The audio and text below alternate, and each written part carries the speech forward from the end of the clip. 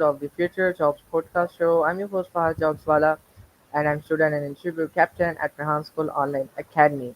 So, 100 podcast and 100 days challenge, and I bring another amazing guest for you.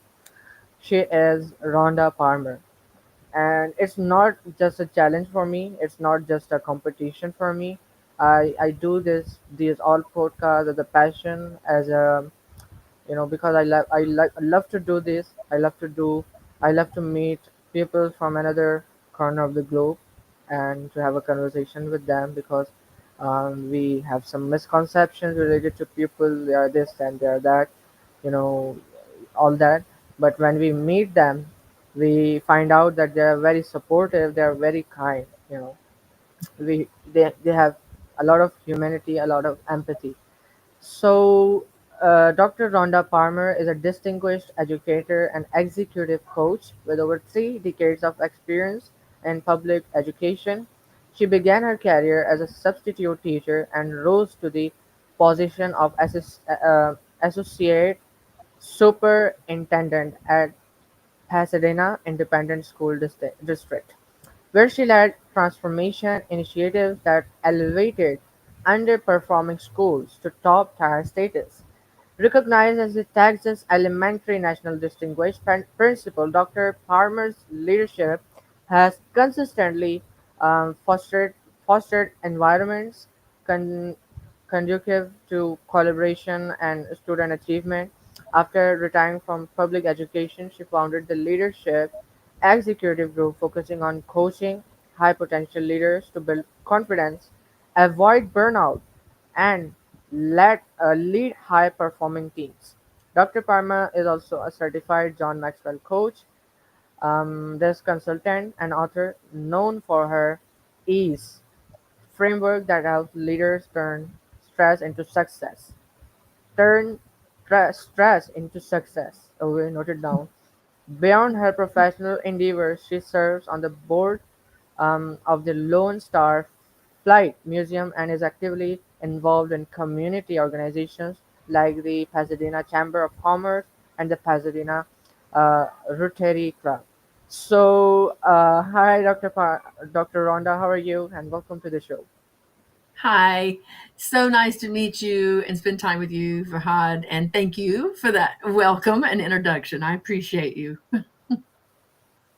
Thank you so much, Dr. Rhonda, for giving me a precious and valuable time for the conversation and for the podcast. And I'm very excited, and it's lovely to meet you. So, how have you been? I have been doing well. I'm pleased to say that we have second our second children's book is published. It's called The Showdown on Peppermill Street, and this is a book series about my husband's childhood dog. So we took all the stories that he's been telling me his whole life about his dog and turned them into books. So we have a series of books, and they include a leadership tip and a Bible verse. And through my website, people can get lots of activities for children, and even their team. So maybe in a work setting where they're trying to train each other about leadership expectations, they have a children's story to use for that process. That's my exciting news. Wonderful. Congratulations, Dr. Rhonda, for Thank that. you. And it's a very great initiative because it is all about motivating others, and there are unfortunately, very few people who are working on kids sector, like for kids to motivate them, to inspire them. But children are really like the next generation and the future of this world. Mhm. So you're doing a very great job. Thank you. So, Dr. Rhonda, can you start by telling us a bit about your journey? What experiences have shaped who you are today? Yes, thank you, Fahart. So I think of two major experiences that sort of shaped who I am. I have lots of great family members that have supported me, and I'm so thankful and blessed to know that I did have that support. But one thing that happened when I was in school And this was in the 70s. I'm a little older than you. So in the 70s, when I was working on my math work, back then the teacher would write a whole bunch of problems on the board, and you had to copy them off the board and put them on your paper, solve them, and turn them in. Well, I remember I got either a D, yeah, I think it was a D minus, and my teacher said, "Here, you need to take this and let your dad sign it." Well, I took it to my dad, and he's looking over all these math problems and said, "Why did you get a D? You only missed one." And there were only 10 problems on it. So he went up to the school the next day and asked her, and she said, "Well, I used my teacher guide to check it, and she missed six or whatever it was." And he said, "But look at them, she got them right." Well, what happened? I copied them wrong off of the board. So he asked her, "Are you testing her ability to see the board and copy it onto her paper? Are you testing her ability to subtract or multiply or whatever it was?" I think it was multiplication. And so that was kind of an eye opener for the teacher. But back then they didn't really talk about dyslexia too much unless you just completely couldn't read, which I could read, but I had an issue with numbers. And so they just chalked it up to, well, she needs to pay attention, slow down and pay attention and write it, properly. So anyway, I had a little struggle with that all through. And at first it made me hate math. Oh, I hate math. I hate it. I cannot do well. I miss all the problems. And it wasn't really until I was 19 in college when one of my professors said, "You you're just writing, you're just mixing the numbers right. You know how to do this. Just quit missing up the numbers." And it was just like, oh. But the problem that happened from fourth grade till I was 19 is, one, it made me have this mental image of not being good in math. So I had a low confidence. And then two, because they told me to pay attention, it made me slow down. And so I was so slow and meticulous trying to get things right. And it worked, but then that kind of created a workaholic to where I had to check and double check and triple check and quadruple check. And it was like all I did was work. I just tried to get all my schoolwork right. And I mean, I played and had a good time, but not like a regular kid, Anyway, that impacted the way I worked. And so I continued, even though I knew, okay, now I know I'm just mixing up my numbers or whatever. I became aware of it, but I wasn't able to correct anything. I still was just a workaholic. So all through my teaching career as an assistant principal, I overworked. I mean, that you should not, even though teachers have a hard job and you have, your 7 hours with the students and 3 or 4 hours after where you're grading and planning and talking to parents and stuff, it shouldn't be 18 or 19 hours. And it wasn't until I became a principal during my first year of principalship when I got diagnosed with cancer, two types of cancer, breast cancer and thyroid cancer at the same time. And that just made me totally have a shift. Like, okay, I cannot work 10, 12, 14, 16, 18 hours a day. I need to work to get my work done and then go get well, rest, eat right, relax, work out, play, whatever, have a balanced life so I can be here a lot longer. I was only 33 at the time, and it was a wake-up call. So that's pretty much what shaped me. And the lessons that I learned, even though that was 20 years ago, it shaped how I led and how I coach others to lead. And even though I retired from education, those lessons are still what has inspired me to continue to teach others, to hopefully prevent them from going down that same road. So that's my journey in a nutshell. And again, I mean, that's just two major points. And I mean, kind of sometimes when you get this old, you see yourself, you're watching your life almost in a movie. But those are two big turning points that I realized who I am and how I should help others. This unfortunate, you've already like told me about the that unfortunate incident which happened in your life, which shouldn't have to happen before.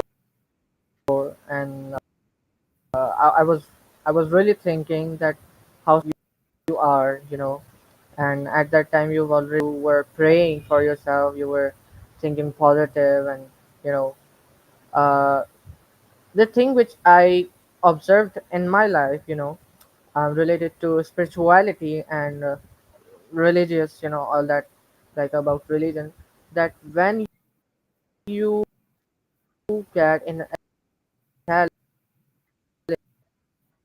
and when you call your God, can you hear me?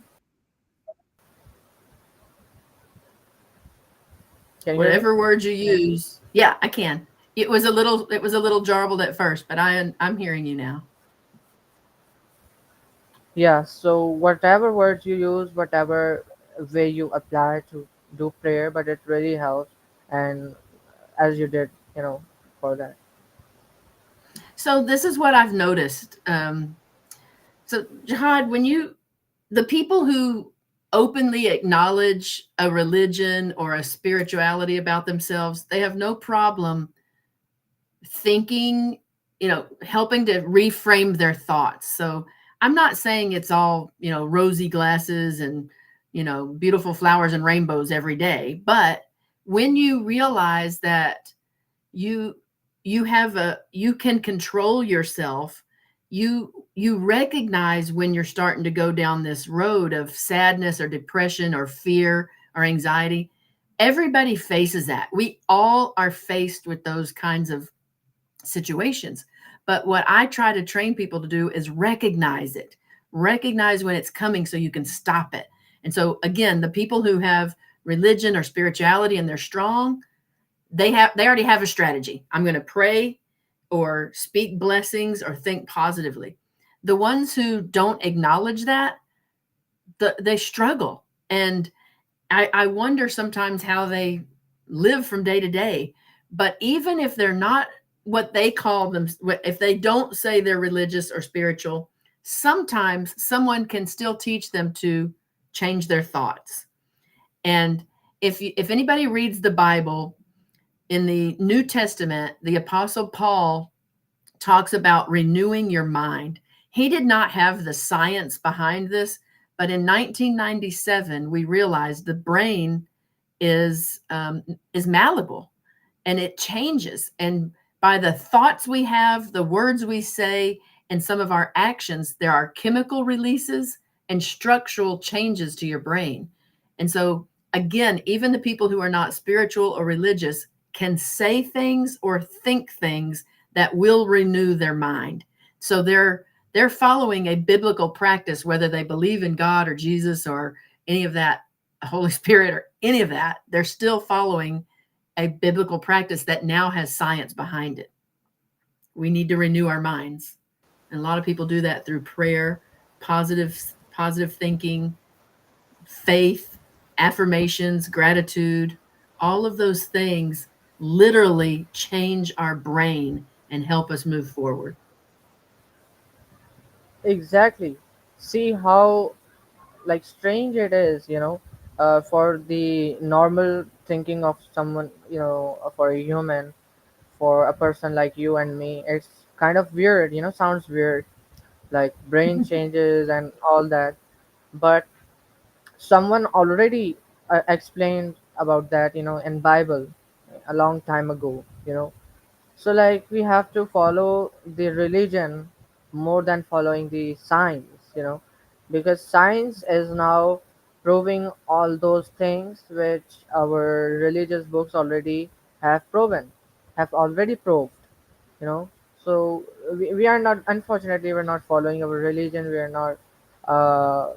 We feel like ashamed of showing ourselves as a religious person, we whenever we feel that, whenever we think about that, we think that how our friend, feels about us, and how they think when we show us as a spiritual person.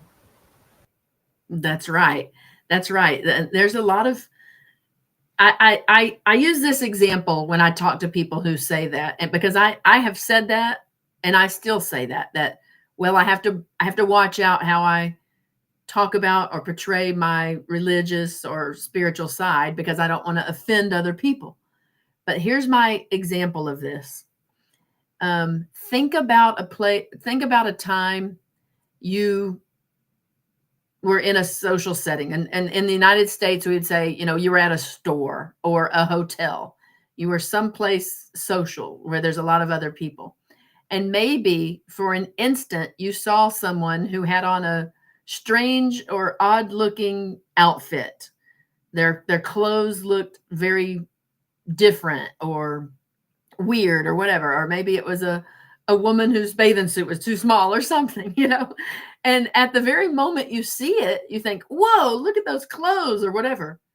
But then you never think about it the rest of your life. So that's the Exactly. example I give about people sharing a little piece of their response, their religion. If a person is going to say, whoa, look at that, that's the end of it. It'll be over. But if a person is receptive to it, like, oh, that makes me think, then that's planting the seed, or God will plant the seed somehow for that to come back around, either where you have another conversation with that person or it inspires them to have another conversation with someone else. But I always say to people, share what you feel comfortable, because some people have a gift of really explaining and sharing and testifying kind of thing. Other people's example is just in the way they live. Are they kind to others? Are they honest? Do they do what they say they're going to do? And that's also an example of living out your religion without even having to say anything, and almost more powerful. Really, Dr. Rhonda, like the way you are explaining all these things, it proves that, and it shows that you are really a religious, person. You have studied your religion very well, and you're very deep into it. That's why you're explaining. And before starting the live session, we were doing and discussing all these things, and still discussing. So how great it is, And like when we see typical podcasts, they are more focused on the trending topics, which can get them more views. Anyways, Dr. Randa, you've explained about your story and your school, like you got D minus, you know, in your exams or tests. And at that moment, the teacher who gave that marks to you, you realize he is not that supportive. He didn't tell you that you are just mixing up the words. Mhm. You're not, typing or writing all these things wrong, but you're just mixing up. So what did it teach you, and how you are improving all these things which you have experienced in your childhood when you are a principal?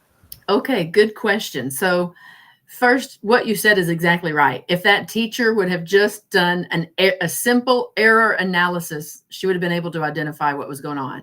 But it took probably till I was in the eighth grade till I had a good teacher who did that. And then my mom said, "Okay, you're seeing too many things." So she gave me just a regular index card with a little cutout, so it blocked everything except what I could just see a little bit at a time to help write, do the numbers.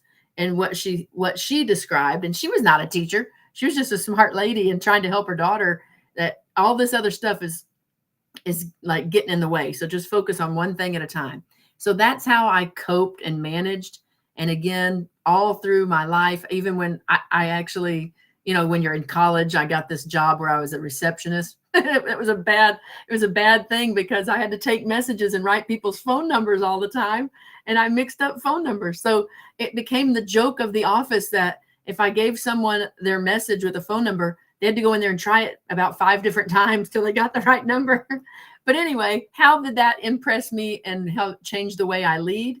That particular incident just made me try to appeal to the teachers to not just mark things wrong, but analyze why it's wrong, and figure out, if figure out why the child missed it. And then we changed our mentality from there's a lot of teachers who say this. Well, I told them how to do it. I showed them an example on the board, and I told them to come ask me questions if they needed help. Eh, okay. Well, how about teaching them and then figuring out what misconception they have? Most teaching this is going to sound weird, but kids, even back then, they know a lot. They pick up a lot just from hearing you. But they have a misconception. So they think they know. They're not trying to do something wrong. They're writing down what they really think is right. But they had a misunderstanding or a misconception. So we trained our teachers to pull the kids in little groups of similar mistakes. These four kids made the same mistake, pull them and reteach them. Let them go back. These three made this kind of mistake, pull them and send them back. And then it changed the way we taught. And another thing we did, this is a thing that's all over America and maybe worldwide, is we asked our teachers to get together. So let's pretend you and I are both math teachers, okay? And we give our students this test. Now we have all the results, and you and I are both teaching algebra. And so you have a lot of students who did very well with the function equations, and I have a lot of students who did very well with the some parabola graphing. Okay, well, what we would do is share those results and say, hey, Fahad, your kids did really well with functions. How did you teach that? And you teach me so I can go teach my kids. And if I'm still not understanding it, then I just send my kids over to you. You teach them, and I take yours who need help with the parabola graphing or whatever it is. I'm just making that up. But that changed the way we reached more students and clarified their misconceptions before we were just passing them on to the next grades. And oh well, they're just making a bunch of low grades, but they're barely passing. They have a bunch of C's and D's, but they're going on. Well, then they would still go to the next grade level with a bunch of holes or gaps. And so that, knowing what I knew about how I experienced and how I hated math all the way through, it's interesting because I ended up getting a math minor after my college teacher told me, hey, you know this stuff, you're just writing it wrong. I ended up getting a specialization in math, and it helped me help teachers find students who just had a little misconception or a little mistake, and they got better. Just from the teacher's one sentence, you've got a specialization in maths. Like there was only the misconception, not because which student wants to get like zero or D minus or whatever. Right. Every student wants to get A plus, and every student wants to become a topper, a position holder in their school, in their classes. So there are only the misconceptions, which the teachers who don't have that experience or whatever, because unfortunately we have lost such teachers who really want to teach students. Teachers just come and they just do their responsibility, kind of like they just are doing their job and they just go away. So Yep. our education sector has just completely changed, the way it was in 1990s, the way it was in the 80s. Good. And ours is doing that too. That's so funny. Yeah, there's a school in Texas called, oh, shoot, I just forgot the name. It'll come to me in a second. It starts with an A, but it'll come to me in just a second. But they're, they say you can teach all the content that a kid needs in 2 hours. I love it. So they have 2 hours. They have all five of their major classes: English, writing, science, social studies, and math in 2 hours. And then the other hours are put together for workforce development. They're either doing an internship or doing like what you're doing, researching and interviewing people and learning from others. Um, and or they are doing a service project with a nonprofit organization, but they're putting what they learned into practice by doing and creating and being a part of something bigger than themselves, even when they're 10 or 12 years old, all the way up to when they graduate. So I thought that was a pretty neat concept. I reached out to them to see if they needed a leader, and they thought I was trying to enroll my children. But no, let me see. The name of Exactly. this is, it's called the Alpha School. And the girl who Yeah. created it is pretty sharp, but she has lots of locations. But I don't know too much about it, but what I do know about it is fascinating. And I love the idea. If I was a student, I would love that. Hurry up and get my content done so I could do something that really meant something to other people. Wow. Yeah, like as we are doing this podcast, and I am squeezing your life, your whole life experience here, like just imagine we are studying some pages books, for years and years we are spending. So they are really correct, the whole content, the whole all the subjects in 2 hours. It's really good because you are now sharing your 3 decades of experience here. It's really wonderful. Thank Rhonda, what are the things that we have to change in the education sector? Like how, what are the things do you see they have to change? Well, as I mentioned, that model of the Alpha School for 2 hours of that, I mean, I love that. Another thing that we've got to get right is the funding. I'm not sure how it is in Pakistan, but in the United States, it's different in every state. So every state has their own funding formula, and then every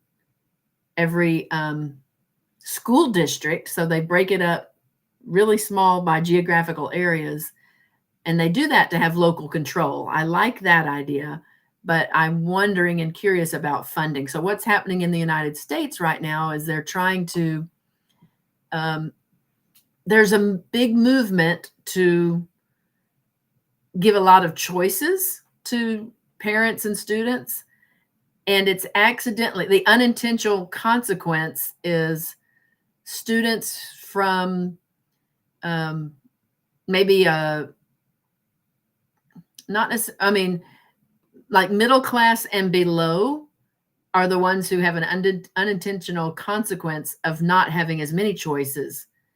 Even though there's more choices, they're not really available to those. So, and then what happens is the public schools that did have a lot of quality teachers and a lot of programming are losing money.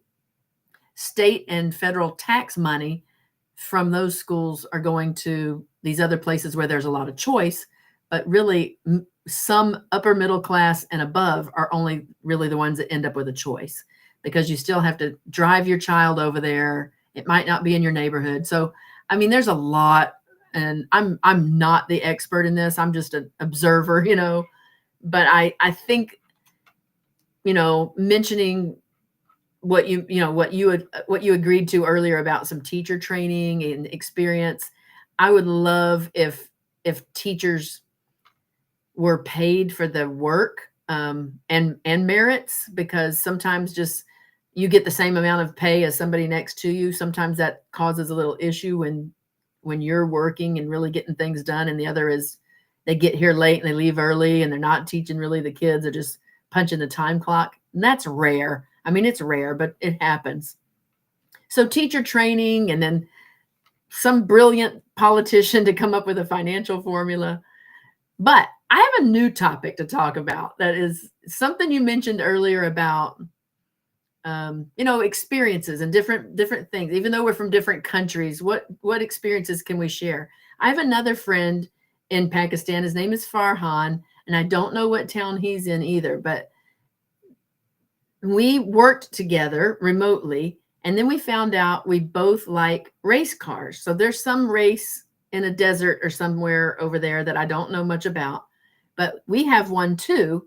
And this is how I find balance. So as I mentioned earlier, when people are faced with an illness or some crisis that stops you in your tracks, it's time to reevaluate.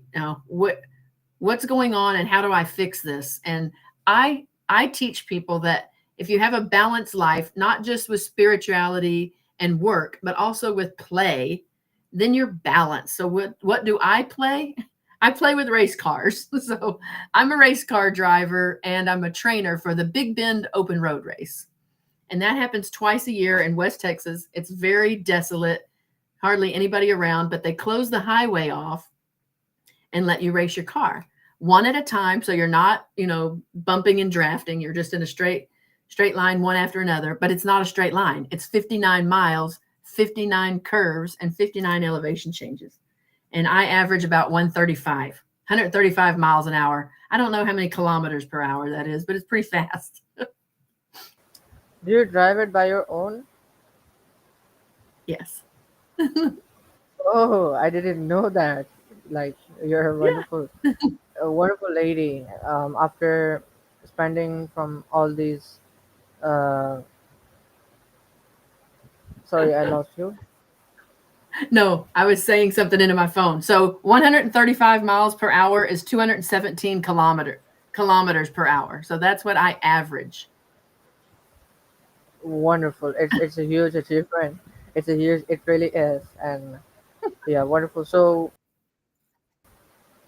like Dr. Rhonda, you're a great lady, and accidentally or whatever we call it.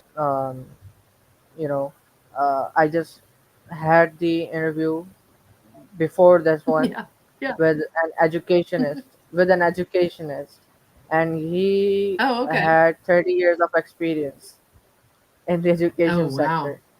So you also have 3 decades of experience with which is almost 30 years, So Hmm. it's just really wonderful, and we still have such experienced people who really wants to help you, who really wants to support you, and we are not taking help from them.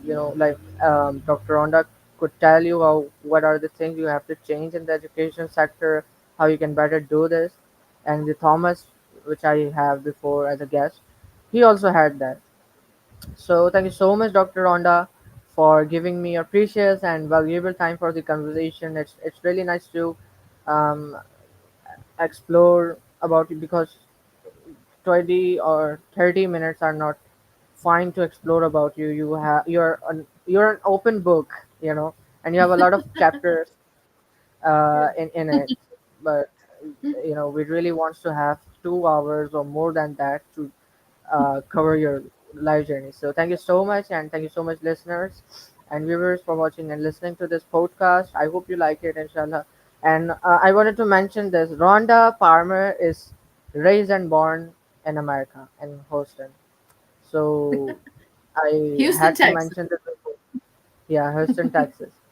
I'm saying it in the front of her, so it really proves that she really is from Houston, Texas. So thank you so much, and meet you soon, inshallah, with another amazing podcast with another amazing guest. Till then, stay peace and take care of yourself.